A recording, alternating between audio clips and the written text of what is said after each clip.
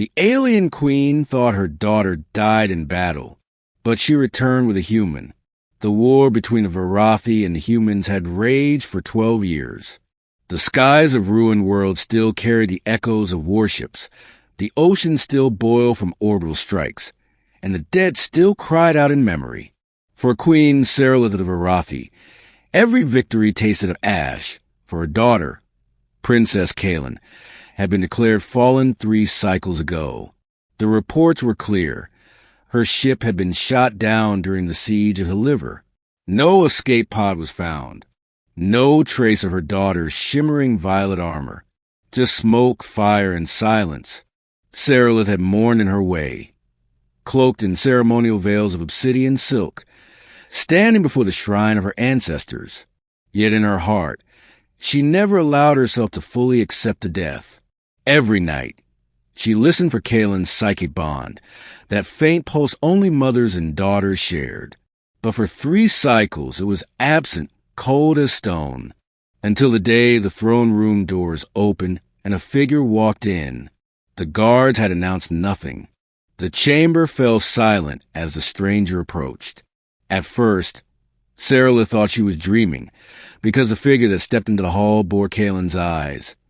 Bright as fractured starlight, the same proud tilted chin. She was thinner now, her once golden battle armor traded for scavenged plating, scarred and patched. Her once lustrous crown braids were chopped unevenly. Yet it was her. "Mother," Kaelin whispered, voice cracking with emotion. Saralith dropped her scepter, the sound ringing through the chamber like a gong. Her legs trembled as she crossed the steps, ignoring the stares of the counselors and the frozen guards. She reached out, afraid she would touch a phantom. But the warmth of her daughter's skin was real. "My heart," Saralith's voice broke. "You live." Kaelin collapsed into her mother's arms, trembling like a child. For a long time, the war, the throne, the politics, none of it existed.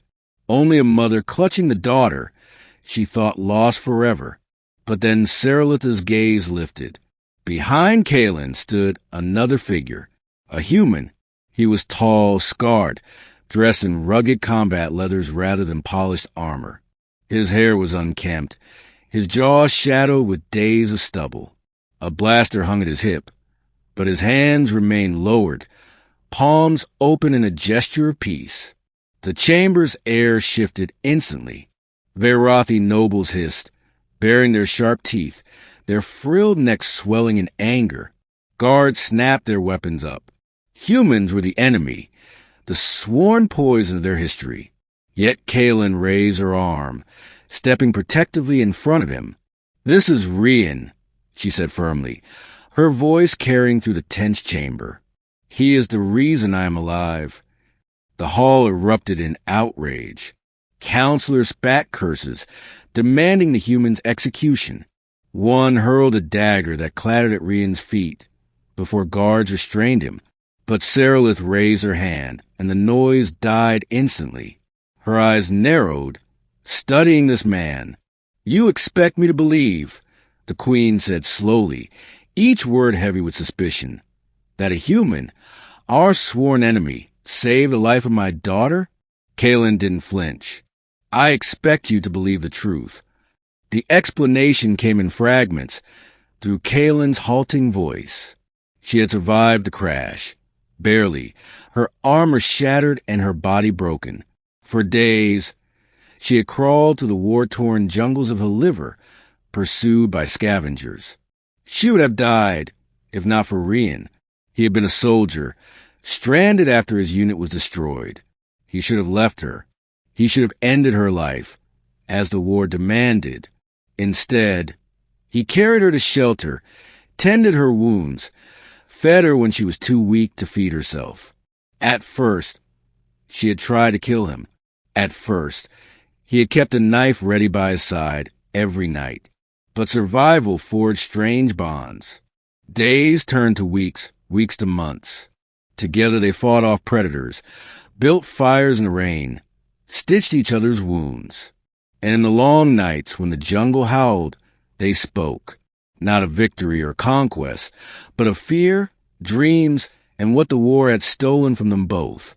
He gave me back my life, Kaylin said, her voice trembling. Not just my body, but my will to keep breathing. She looked at her mother, eyes fierce with conviction. I owe him everything. The queen listened in silence, but her gaze never left Rian. He stood still, shoulders squared, meeting her eyes without flinching. Finally, Saralith spoke. Human, why did you save her? Rian's voice was quiet, roughened by disuse. Because I couldn't watch someone die when I had the power to stop it, even if she was supposed to be my enemy. He paused and added, she stopped being my enemy the moment I chose to carry her. The hall froze at the words. Later, when the uproar had faded and the council dismissed, Saralith summoned Kaylin and Rian to her private chambers. The great queen, who had ordered the slaughter of a dozen human fleets, now sat across from the man who had saved her only child. I should have him executed, Saralith said bluntly, folding her clawed hands. The blood of our people cries for vengeance, yet you asked me to honor him as savior. Kaylin met her gaze. I don't ask. I demand it, as your daughter and heir. A dangerous silence fell, but Saralith, though stern, felt her heart twist. She had seen something in Kaylin's eyes when she looked at the human, something she had not seen since her daughter was a child. Hope. The queen exhaled slowly. Very well, he will live. Her gaze shifted to Rian, sharp as a blade. But if you betray her, I will end you myself. Rian inclined his head. Fair enough. In the weeks that followed, rumors spread like wildfire. The lost princess had returned, and with her, a human companion. Whispers of scandal and heresy spread through the empire. Some nobles demanded his exile. Others argued Kaylin's survival was proof of fate, and that perhaps this human was part of it. But for Saralith, the truth was simpler. She had her daughter back. That was worth any storm of politics. Still, in quiet moments, she studied the way Kaylin and Rian stood close, the unspoken bond between them. It unsettled her, but it also stirred something strange, an idea she dared not voice. If enemies could save each other, could enemies also end the war? One night, as the moons of Varath rose, Saralith found her daughter alone on the balcony. You love him, the queen said softly. Kaylin stiffened. I don't know what to call it, but I know I cannot imagine life without him. Saralith laid a hand on her daughter's shoulder. Then perhaps the war has not taken everything from us. Below, in the shadowed courtyard, Rian stood, ever watchful. His eyes lifted to the balcony, meeting the queen's for the briefest moment. She saw no hatred there, only weary resolve. For the first time in years, Saralith allowed herself a fragile hope. Perhaps the war would not end in fire, but in the unlikely bond between her daughter and the human who saved her. And in her heart, she whispered a prayer to the ancestors, that this strange, fragile thread might one day weave peace from the ruins of endless war.